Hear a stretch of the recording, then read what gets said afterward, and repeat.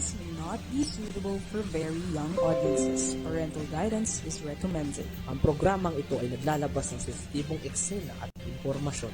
Striktong patnubay at gabay ng magulang ang kailangan.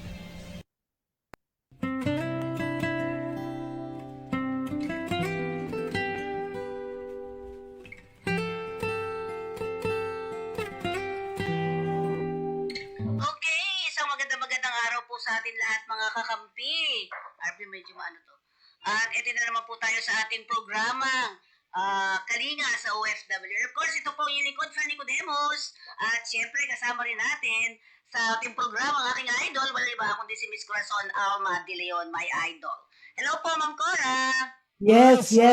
I'm sorry, hindi ako naka-attend last Monday. Last Tuesday. Dahil nagkaroon ng meeting ang Americares. Ginanap sa Conrad. May malaki palang lugar doon na puro mga restaurant. Hindi ko alam, akala ko hotel lang. So maganda rin namang nakakapunta ako doon. Kaya lang, hindi ako nakapag-radyo kasi the meeting started 10 o'clock. Natapos ng 3 o'clock. So, swak na swak sa radio program. Pero anyway, forgiven naman ako kasi basta available ako, hindi naman ako nagmi-meet. Minsan nga, ikaw pa nagmi-meet. Ako naiiwan. Pero kaya ako nga iniiwan ka kasi alam ko naman kaya mo na yun. Di ba? Yung palusot ko no, Ma'am. Pero Ma'am Cora, ang sinasabi ko ngayon sa inyo, kumusta na po ba ang mga kababayan natin ngayon sa abroad? Ang daming mga nangyayaring hindi maganda para sa kanila, ano? Yung mga nagrarally-rally sa iba-ibang mga lugar, sa ibang bansa. Yes. Okay. Dapat maunawa ng mga tao, mga nasa ibang bansa, na sila'y nandun sa kagustuhan nila makapagtrabaho. Pero ibang bansa yun, hindi yung Pilipinas, na kung anong gusto nilang gawin, ay magagawa nila. May rules tayo din naman. Sa Pilipinas, ayaw din natin, di ba, hinuli yung mga nagpupogo sa Pampanga. Akala natin wala nang mga pogo, hindi pala. Meron pa mga pogo. Kaya ako nga, sabi ko parang problema nga kasi yung isang umuupa sa apartment namin, mukhang nagtatrabaho sa wala mabayad sa apartment. So, anong ginawa mo, Ma'am? Well, ma'am, pinagdadasal ko na lang na Sana katrabaho ng iba kasi may asawa pa at may anak eh. Go. Kaya naawa ako. Minsan naman sumusobra din, Ma'am, sila. Parang gano'n, di ba? Yung mga gano'n eh. Yeah. Oo. Pero sa ngayon ay Isipin natin to everybody, no? sa Pilipinas abroad na magkakaproblema sila sa tirahan nila. So, ganun lang ang tinitingnan ko. So, gusto natin banggitin at basahin ang isang statement from Joseph Rivera, one of the 17 OFW na na-release in Qatar. Wala na silang kaso Sige, ngayon. basaan mo. Sige. RB, bigay mo, pakita mo yung mukha. Sige. Ito yung binigay niya din yung kanyang yung kanyang picture. Doha Qatar, sabi niya, notwithstanding our firm position that this unfortunate event was never a political protest or rally in the first place, but rather a peaceful family picnic by the beach without prejudice to the ongoing investigation regarding the venue's permit requisite. I would like to express my sincere gratitude to the Qatari government for their compassionate dismissal of our case. Yan. I also extend our heartfelt thanks to the Philippine government to its tireless efforts in the securing our provisional release, which untimely led to this favorable outcome. To our families, friends, and supporters, my employer, colleagues from OFW, and all well-wishers, thank you for the overwhelming love and support you have given us during these trying times. Let this experience serve as a powerful reminder for all of us to remain vigilant and responsible in our actions, to uphold the truth and to remain steadfast in our shared crusades against disinformation. I have been informed by the Philippine Embassy that steps are now being taken towards the lifting of our travel bans. We are also look forward to the release of my mobile phones and other personal belongings still in police custody. for which I am truly grateful. Lastly, I would like to offer my sincerest apologies to anyone who may have been inadvertently affected or inconvenienced by this unforeseen incident. Your patience and understanding will be undoubtedly contribute to our collective resilience. Marami pong salamat at mabuhay ang tunay na bagong Pilipinas. Joseph Timothy Rivera. Salamat, Joseph. Dahil ininunsyo niya ng Pangulo na pumayag na ang bansang Qatar na wala na kayong kaso. Nabasa ko yun kay Ase Claire. At naniniwala ako yung mabilis na aksyon ng ating Pangulo na ni-request nila na wag nang magkaroon ng sala yung mga Pilipino na nag-rally yata, no? At pero dapat maunawaan ng mga Pilipino na talagang ang rally unless approved. Dahil minsan ang nagra-rally, akala nila against the country. Hindi naman rally para sa ating presidente, dating presidente na inaakusa. So may karapatan silang magsali pero hindi pwede sa ibang bansa. Dapat sa kanila nilang kung saan silang bansa nandun, napayagan sila. Minsan pinapayagan ng small groups pero pag maraming grupo, nagagalit. Ganun ang nangyari sa Pangulo Duterte nung magpunta siya sa Hong Kong. Sabi hindi daw ginamit na maging rally sapagkat may mga issues naman, hindi naman against the country nila Kaya hindi dapat dinala doon. Oo. So, ibig sabihin, Ma'am Cora, parang rally yun sa kanila. Against, kala nila. So, In other words, kung sila nagtatrabaho sa Qatar, susunod sila sa batas ng Qatar. Kung sila gusto nilang mag-rally na rin silang issue na gusto nyo sabihin, magpapaalam sila. Pero kung hindi nilang na-rally ay wala namang kinalaman sa Qatar, hindi naman nila papayagan. Karapatan naman ng Qatar na huwag pumayag. Pero kapag ang rally against Qatar, lalong hindi naman sila papayag. Kasi the fact na nakakapagtrabaho sila doon at willing ang Qatar na to host them, parang nagsasamantala naman sila. So, ibig sabihin, kahit sa ibang mga bansa din tulad, basta Middle East in particular, talagang bawal na magsama-sama together. Ngayon, kasi nakaka-disrupt yan ng business nila. Halimbawa, siyempre saan sila magrarally sa mga public places. Nagagather ang mga taga-Qatar doon. Tapos nakakagulo sila dahil hindi makadaan, naka-traffic. Di ba ganito din sa atin sa Pilipinas? Pag may mga rally traffic, kawawa naman yung trabaho na naapektuhan, nalilate sa trabaho, o hindi makapasok. Kaya, pero yung mga kasali dyan, siyempre gusto nila na makarally sila pagkakataon na yun. Pero ang isipin nila, makasasama sa trabaho nila dahil pwede silang hindi na payagan mag-stay sa bansa na yun. So, pero nakakatuwa yung ginawa ng Pangulo doon. ang bilis At talagang napabilis ang pag-approve ng kanang pag-wina. Nag-drop ang mga kaso Kaya wala ng kaso. Oo, lahat yun. Kaya tuntua din naman sila.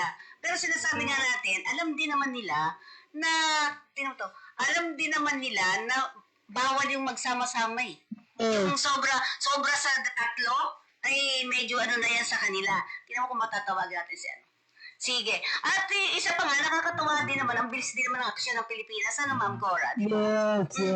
At ako naniniwala na they're staying there with the goodness of the government. Kasi hindi naman sila makaka-stay doon kung di sila binigyan ng opportunity magtrabaho. Tapos kung hindi sila sumunod sa patakaran ng gobyerno ngayon, wala silang karapatan mag-stay. Swerte naman sila na pinatawad yung kanilang ginawa. Hindi lahat ng bansa ay magpapatawad.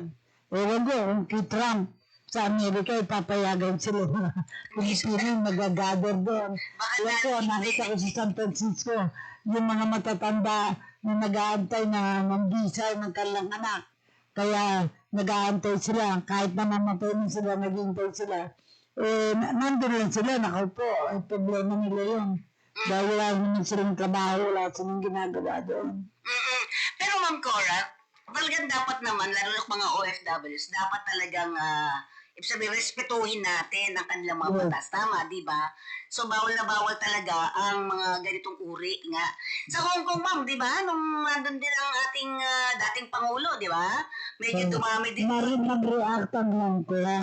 Bakit ginamit yung pagbisita nila doon nung nagkaroon ng malawakang meeting.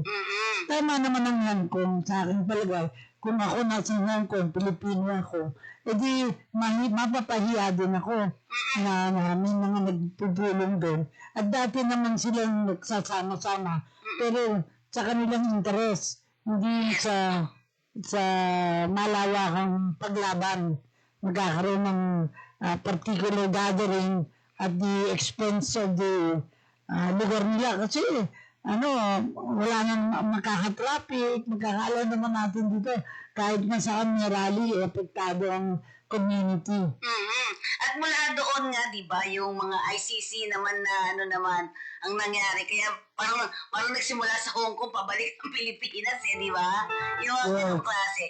Kaya dapat, sabi nga huwag nating gamitin yung mga ganitong klase. Kung pwede statement na lang, di pa dala, hindi ka ma-istorbo yung ibang tao, di ba? Mga ganitong klase. So, kasi hindi mo matitiyak na walang problema kasi pag may dumating ng mga pulis at sasabihin ng pulis ng Hong Kong, example, at sasabihin wala silang karapatan, talaga namang walang karapatan kundi sila nagpaalam. Kaya doon, di ba, miski dito sa Pilipinas, humingi mo ng approval sa kapulisan. Kung gusto nilang mag-gather, kung gusto nilang mag-rally, tapos may mga placards sila.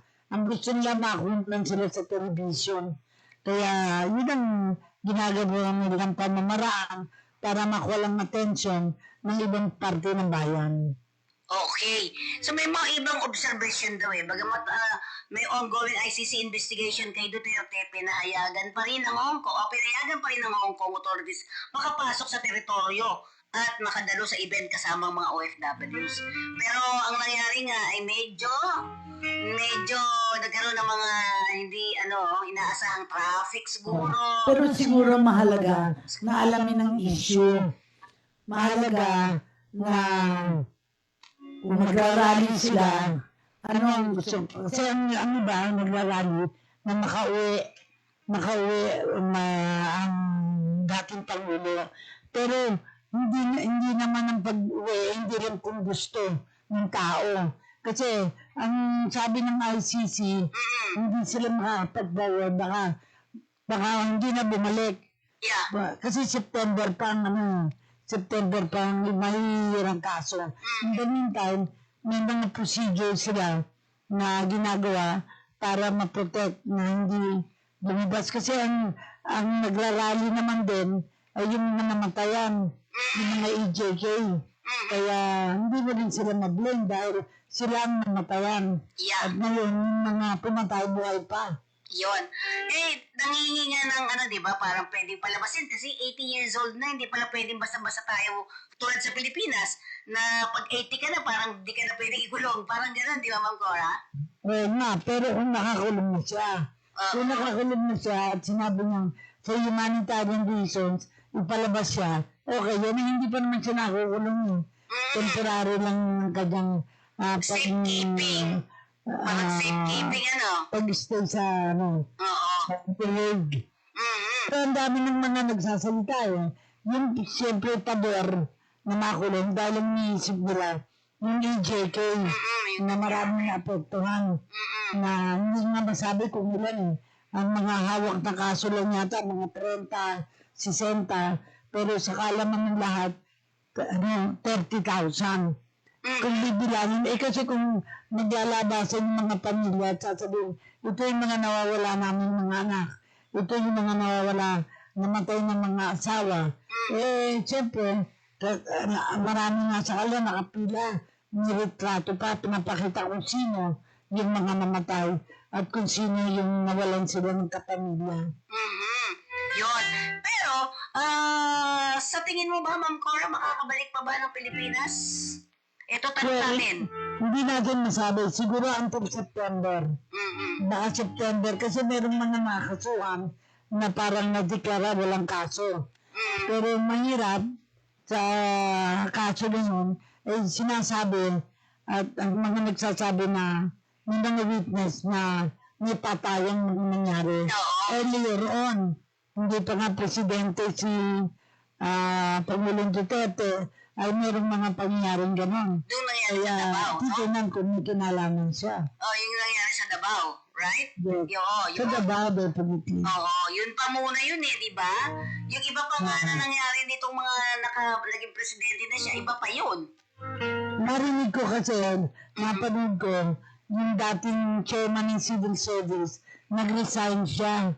Hindi niya tinapos ang termino dahil gusto niyang tumakbo ng mayor. Independent siya, ha? So, ibig sabihin, wala siyang partido. Di give up niya ang civil service para tumakbo dahil sabi niya, wala daw internet, binabaha daw ang Davao, yung mga lahat ng problema na gusto niyang lutasin. O talagang magkalaban ng mga Nograles at saka Duterte. Pero natatandaan ko, naging ano siya executive secretary din si Nograles. So siguro, ayaw ko bakit siya naging executive secretary at na-appoint siya ng civil service chair ni Duterte. So parang nangyayari dyan, parang nagtaksil ni Duterte. Okay. Yun ang sasabihin ni Mayor. Kasi yun ang sabi si BBM daw, walang utang na loob. Dahil sinuportahan at yun ang Vice President si Sara. Kahit na gusto ng Presidente ni Sara, pumayag ng mag-Vice President. Mhm. Yun. At syempre sabi nga, eto meron ditong ang Hong Kong. Thanks. Para sabi, noong March 2025, muling humarap sa publiko si dating Pangulong Rodrigo Duterte sa Hong Kong sa gitna ng lumalalim na investigasyon ng International Criminal Court. Sabi, kaugnay ng kanyang kontrobersyal na kampanya kontra droga. Libo-libong overseas Philippine workers ang dumalo sa isang pagtitipon na dinaluhan ng dating Pangulo na kung saan iginiit niya ang kanyang paninindigan na kanyang hakbang ay para sa ikabubuti ng bansa. Ang sabi dito kasi, hindi na tahimik na pagtanggap ng reaksyon ng Hong Kong. Yun, medyo tahimik lang din pero nagpalabas din sila, no? Bagamat naging sentro ng atensyon si Duterte sa pandaigdigang media, nanatiling tahimik ang pamahalaan ng Hong Kong. Hindi ito naglabas ng opisyal na pahayag ukol sa kanyang pagbisita. Well, hindi naman pwedeng maglabas ang pahayagan ng Hong Kong kung hindi pa nalalaman kung ano naging resulta. Yun. Parang na-issuehan sila kasi doon nagsimula yung warrant of arrest sa kanya. Oo. Pero tinanggap kaya pabalik na siya sa Pilipinas. Hindi na siya nakabalik for good, pinabalik na siya sa aeroplano. Ang sinasabi niya, sakit siya, nag-celebrate na ng 80th birthday. Kung ako nga, 83 years old, ayoko din naman makulong, di ba? Tama. Ito po sila, sa kabila ng panawagan mula sa ilang human rights group para sa accountability, pinayagan pa rin ng otoridad ang dating Pangulong makapasok at magsalita sa harap ng kanyang mga taga-suporta. Walang naitalang malawakang protesto o pagkilos mula sa lokal na komunidad ng Hong Kong. Ngunit may mga individual at organisasyon na nagpayag ng pagkadismaya sa desisyong ito. Para sa iba, ito'y missed opportunity para magpakita ng suporta sa pagdaigdigang kampanya para sa hustisya. O may pros and cons, ano, Ma'am Cora? Oo. Pero yung gano'n ng EJK, hindi sabihin, hindi pa hustisya ang nag-judge. Mga pulis na nag-judge, pinapatay na. Dahil, ang mismong Pangulo nagsabing, pag nilaban, patayin, kahit na hindi nilalaban, pinapapatay mo rin. Sa dami ng napatay at walang record, kahina-hinala, saka dapat maunawa ng ibang bansa na maganda yung kanyang noble purpose. Gusto niya, no? Pero hindi naman siya Diyos na nagsasabing hindi ka pwedeng mabuhay dahil ikaw may sala. Diba? Palaging meron ng pelikula, sino ang may sala? Parang yun yung tanong. Sino ang may sala? Ang may sala, yung mga namumuno. Dahil may sala mga namumuno. Dahil hindi pa nagdadaan sa korte, ay pinapatay na nila. Yun ang hindi maganda, ano? Yeah. Kahit saan siguro, yun ang hindi maganda talaga. Pero may mga nagsasabi nga na marami pa yan marami daw silang nakita na mga kalanasay doon sa tinuro nung dalawa niyang DDS dati na opisyal, yung mga ganon. So, nakakabahala, no? Pero sabi nga nila, marami naman daw ang nanahimik. Yun, sabi nanahimik, siguro Pero nga, kung ang pananahimik, ito ang dapat na, kung ang pananahimik, dahil pinatay na, ano nga makakapagsalta kung patay na? Sabagay. Diba? Oo, totoo. EJK yung tawag EJK. Pero sa nangyayari ngayon, sabi nga nito, yun si ano to Bato-bato. Oo, hindi sabi nung isa sa mga nanonood sa atin. Natutuwa kami dahil si senator, dating senator, hindi nagsalita, alam mo yun, senator, di ba? Ayoko sabihin ba? Sabi niya, hindi nagsalita yan talaga kahit parang binaboy na siya sa di ba Ma'am Cora, hindi daw nagsalita. Can you explain to this person parang bakit hindi siya nagsalita samantalang dapat ay magsalita? Well, karapatan ng kahit na sino na magsalita sa kanyang kay buturo ng kanilang puso. Kung sa palagay nila, yung pagsasalita nila, masasabing lang ang damdamin nila. Pero kung ang damdamin nila nakaka-apekto sa damdamin ng iba at masabit pa yung iba, mahirap. Kasi ang nakita ko talaga balanse.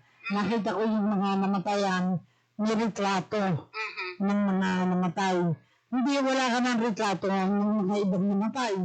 So, magsasabi na lang yung mga kapamilya, wala silang retrato, pero alam nila kung nila ng mga kamag-anak nilang namatay.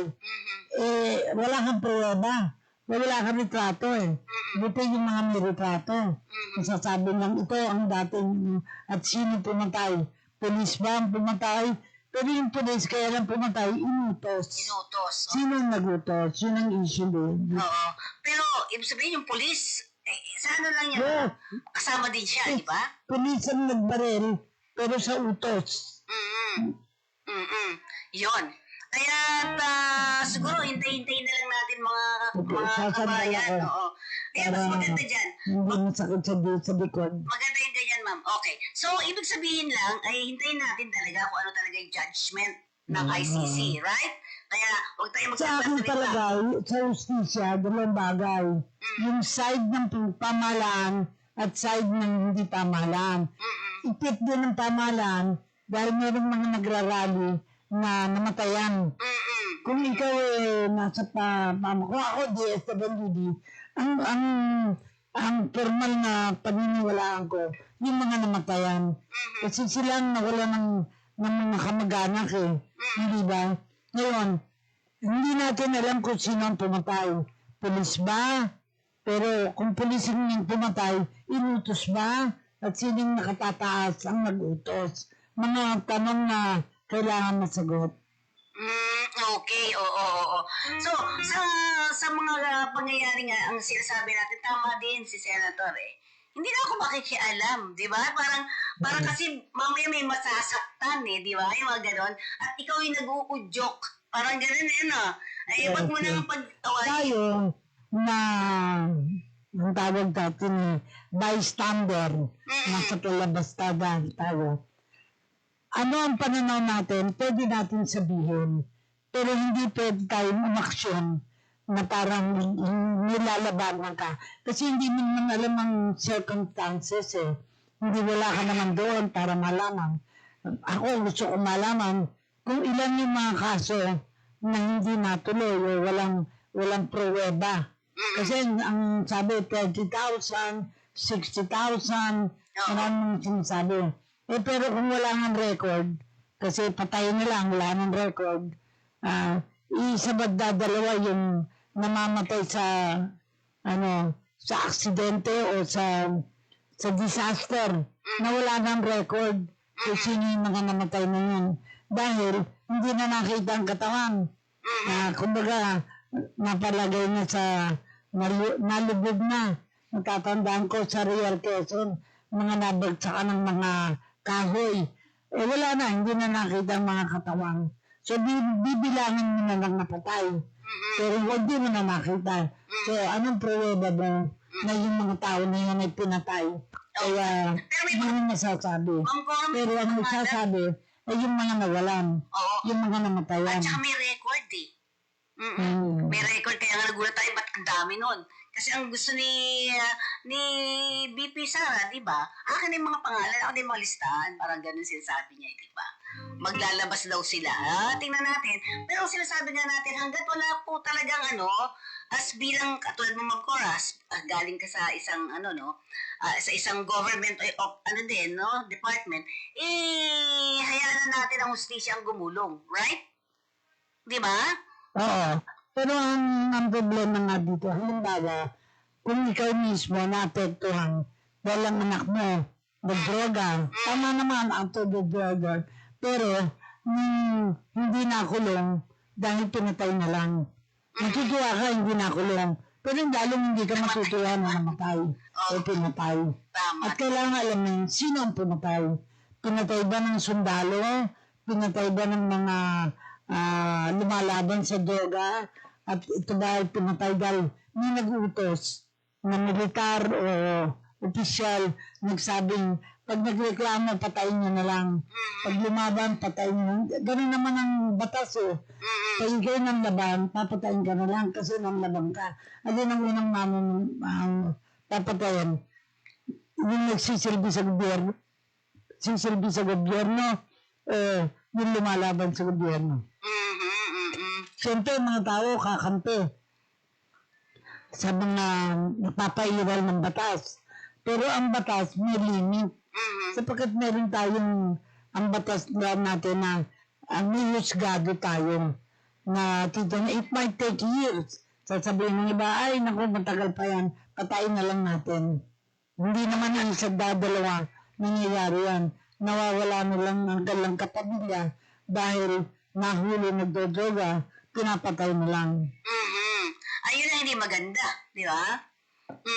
Sige, ang sinasabi naman natin dito, yung mga hindi na nagsasalita ay isulat na lang para hindi na masyado daw magkaroon ng mga, yung sul-sul-sul-sulan di ba? Pero kung ikaw ay naapektuhan, kailangan mo magsalita. Yes. Dahil kung ikaw tabi mo, magpapatuloy yun. Ako lang ang prinsipyo doon, yung nagsasalita, may base. Bakit sila magsasalita? Ngayon, kung walang base, huwag magsalita. Dahil wala naman silang alam tungkol doon. Baka mga ang tawag doon, chuchua na lang. Yes. Di ba nung araw ang tawag natin, chuchua? Ngayon, iba na Marami ng baligbing o gano'n, di ba? Pero sabi nga natin, ipagpatuloy natin ang Yes. diba? Ang buhay. Pero yung ang hindi papagpatuloy, yung EJK, kasi meron naman tayong batas na pwede silang kasuhan, pwede silang ipreso, at sa tamang panahon, sa tamang makakabalik sila kung nakapagsilbi na sila sa pagkapresuhan. Tsaka itama yung mga mali na nga itama mo na. Parang gano'n naman sinasabi nung iba. Lalo sa mga church no, Cora, di ba? Sabi, Yes. Itama mo ang mali. Yun. Kung ikaw ay may anak na nagdroga, gusto na buhay pa ngayon, di ba? Kasi pwede ko siyang matulungan na makorek yung kanyang pagdodroga. Kaso, hindi na binigyan ng pagkakataon kasi para tumigil siyang pagdodroga, patay na lang. Ganun ang parang prinsipyo na nangyari ng mga panahon na yun. At gugulong nga pero matagal, no? Matagal siguro na pangyayari yan, di ba? Pero sabi naman ni BP Sara kasi dumating na nung Sunday Ang sabi niya okay naman yung kanyang tatay, di ba? Patay. Oo. At Well, siguro, tinanggap ng katotohanan na wala silang magagawa. Di ba? Magagawa natin lahat ng bagay kung di tayo nag-iisa. Nag-iisa nga sila dahil nakulong na. Oo. Hindi naman nasa labas eh. Mhm. Nakulong na at ang batas na magiging gagamitin dyan, yung batas ng ICC. Hindi na Kasi sa sila atin. yung nasa poder na ng ICC. Yung dating Pangulo. Hindi naman nasa poder So, ng ibig sabihin, Pilipinas. Ma'am Cora, ibig sabihin walang kidnapping. Walang kidnapping ang nangyari. Well, ang kidnapping, masasabi natin, gumamit ng force. Mhm. Pero hindi mo naman nakitang gumamit ng force eh. Nilipat lang ng eroplano. At sumama naman. Sapagkat siguro hindi pa niya alam kung ano nangyayari. Mm. So sumama siya, hindi niya akalain ang batas eh, hanggang September pa bago magsimula. Ngayon, inimbestigahan pa lang. Ang decision siguro sa September. Yun, oo. At may isang nabasa ko na tayo pala ay wala na sa di ba, Ma'am Cora? Wala na tayo sa ICC ngayon, mga panahon na to. Wala na, dahil umalis na tayo. Pwede naman palang lumabas, pero kung sinong tatanggap sa kanya na miyembro ng ICC. Tayo, hindi na tayo miyembro ng ICC, hindi natin siya makukuha babalik dito sa Pilipinas. Well, apparently, yun ang lumalabas. Kasi may mga abogado na Pilipino nag-alam kung anong batas ng ICC. Tayo na nanonood lang, naghihintay. Si Senator Amy, nag-hearing siya sa paniniwala ng alalaman ng katotohanan. Pero, ang nangyari, nakalabuan sila ng kanyang kapatid at tinanggal siya sa pagiging kandidato, pagiging senador. Ngunit ang balita, gusto niyang maging senador pa para baka siya na ang lalaban sa kanyang kapatid para magpresidente. Sa Magic 12, wala na siya, Ma'am Cora? Parang si Amy UK na magpresidente. Kaya tinitingnan niya ang kahinaan ng kanyang kapatid na parang lumalabas mas magaling siya. Kaya tumawag siya ng hearing at nag-attend naman ang mga senador na iba. Pero hindi pa nag-attend ang mga administrasyon. Alam ko sa Kaya GIS, maasot siya na pag tumawag ulit siya ng hearing, mag-a-attend ng mga tao. meron Maring mag-attend, maring hindi mag-attend. itong sa Agis daw, darating daw lahat yan ang sinabi ng Yeah. kanyang. Okay, so Ma'am Cora, yung inatinan mo na, tapusin na natin yan siguro medyo. Ang inatinan mo nitong nakaraan ay para saan? Yung meeting mo nung hindi ka nakapag-program, na-miss mo ko. Ang nakikita ko dito, wait and see tayo. Kasi nag-file sa Supreme Court ng Solgen para dapat magdaan daw sa ng polisiya ng Pilipinas. Wala nga dito sa Pilipinas eh. Kumbaga, napalagay siya sa Netherlands. Okay. So doon siya i-hear sa Netherlands. At kung maging maganda ang resulta, makakabalik siya. Maaaring before September, umaasa yung mga tao na before September, pero definitely hindi na kaya kasi mag-election na tayo. Baka naman. Although, sabi ni Robin Padilla, na maapektuhan yung mga nangangampanya. Dahil pag wala si Tatay Digong, wala silang suporta. Baka suporta pati tuwaran. Baka, di natin alam. So, kung balikan natin, ito naman sa Amerika naman tayo daw. Ito may nagtatanong dito. Yung tungkol dito sa ginagawa ngayon ni Trump. Ano masasabi mo dyan? Well, si Trump yata hindi tayo kasali sa mga bansang tataasan ng tax. Dahil tataasan Mari pa. yung cost ng product. Kaya sabi ni Wingard Canyan, 17% kaya natin kung ganun percent lang para magpunta dito sa atin ng mga produkto at dito sa atin gagawin kasi hindi lang kalaki ang tax. At parang pabor sa Pilipinas, yun ang pananaw. Pero at the same time, sinabi din ni Trump, kahit permanent resident, pwedeng pauwiin kapag nagkasalang. Ay, naku. So, siguro magandang during the time, 3 taon lang naman eh. Pag-intro na tayo bago tayo pumunta sa Amerika. Baka buhay pa tayo by the time. Pero Hindi ba, Ma'am Cora? Baka ito na yung pagkakataon naman natin. Alam mo naman, ang ikot. 3 years lang siya. Oo. At marami nagrarally ngayon sa kanya. Maraming mga nagpo-protesta dito sa ginagawa ngayon ni Trump. Alam ko, di ba ang Amerika 3 years lang, di 4 years? 3 years po, 3 years. True. Mm-mm. Parang sa atin din, ano. Mm-mm. Hindi, sa atin, 6 years. 6 Para years. wala Wala na balikan. Hindi appoint na. Oo. Pero yun nga, siguro sa tingin natin, Ma'am Cora, ito na yung time natin na matayo naman na yung uusbog. Kung tama yung sinasabi ni Vin, di ba? Kasi baka pwede dito magpunta lahat yung mga patrabaho, di ba? Oo. Ang gusto kong marinig, yung damdamin ng mga nasa abroad, na ang pananaw nila, kampi sila kay Duterte. So dapat marinig, yung hindi kakampi sa kay Duterte, at anong nakaka-apekto sa kanila. Kasi unang-una, pinagbigyan sila ng ibang bansa na magtrabaho doon. Pag hindi sila pinayagan, babalik at babalik sila sa Pilipinas, sa bagong Pilipinas. Ang bagong Pilipinas ba? May bago bang trabaho? Napapapusukan sila? Mga tanong yun eh. Anong nangyayari sa kanila pag uwi sila? Mas taghirap ba sila? Taggutom ba sila? Ngayon, tag-init. Pag wala kang yelo. Siguro nga kaya ang shoot ko yelo. Dahil masyadong tag-init na para lumakas ang katawan. Kasi maraming nakakasakit eh. Kapag hindi lang mag-sweat yung init ng panahon, yun lang nakakamatay niyo.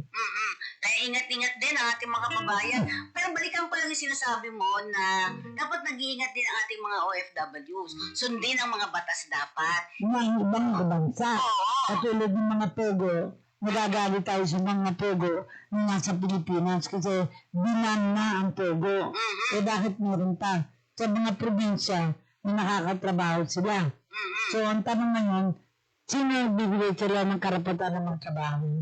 Yun, oo. Kaya tayo mismo, kung maayos naman yung trabaho natin, iwasan natin ang magpulong-pulong. Di ba, Ma'am Cora?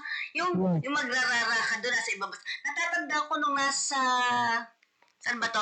Nasa Australia, sa Melbourne. May grupo doon na siguro may ilang Pilipino, sumali ko doon sa nagrarara sila, maski hindi ko naiintindihan. Gusto ko ma-experience ba, hinila ako ng isang kasama, huwag ka sumali dyan kasi hindi ka naman dyan, sabi niya, ibang usapin yan, yun. Kaya ako nalaman, ay oo nga, bakit ba ako nakisali, yun, pinagalitan ako. Kaya ang tawag sa'yo, EG, Ako si Usyoso. Ano ba pinag-usapan? Maganda din naman makinig. Pero wag sumali. sumali Baga na ako nasa talika bystander kung anong pangyayari at ikukwento mo ang naging karanasan.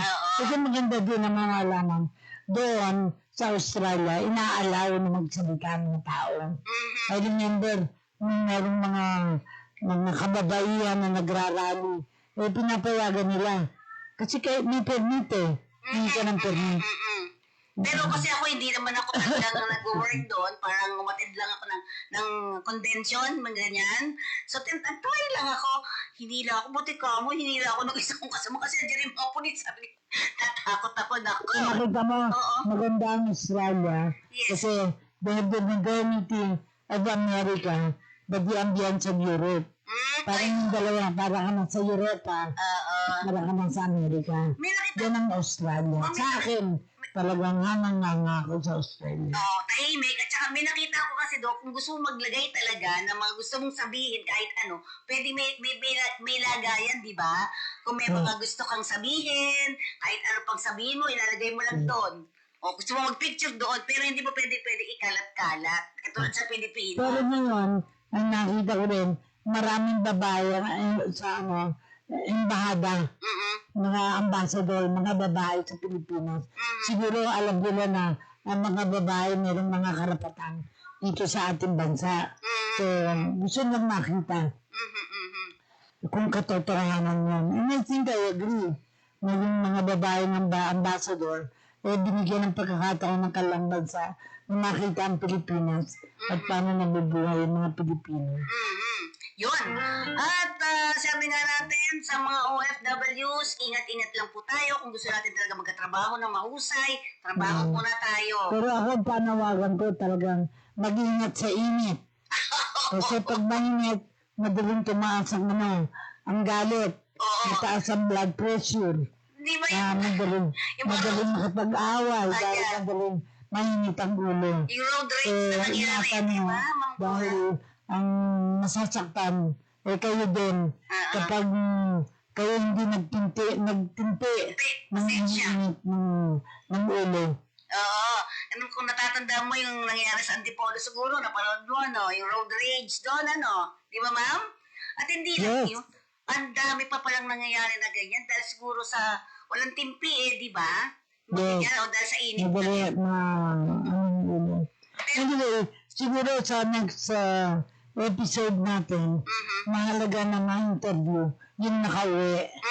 Kahit na phone touch lang, kung anong damdamin nila. Kasi baka ang dami nila, ay pinauwi kami pero wala naman kami dito ng trabaho.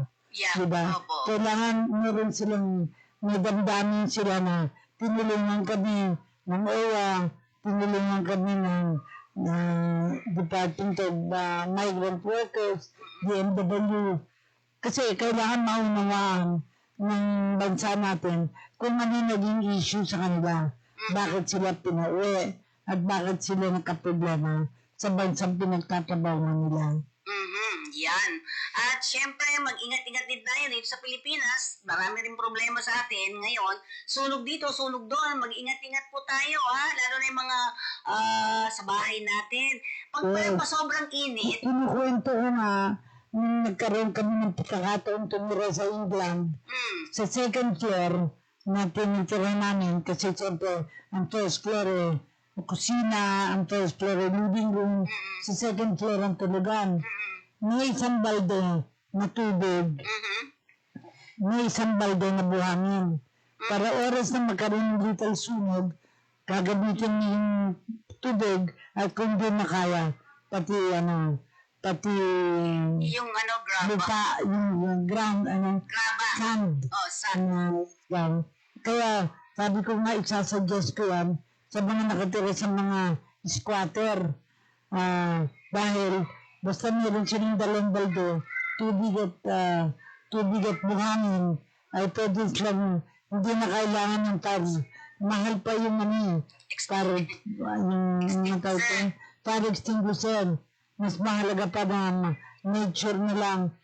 Ang tubig, pag nilagay mo sa apoy, mamamatay. Ang buhangin naman, hindi na tutubo uli. Hindi Yung parang bagay na yun, kada bahay, magkaroon ng ganun, ay magiging maayos. At saka syempre, ingatan din natin lalo na yung mga luma natin mga gamit. Di ko rin, Ma'am Cora, di ba?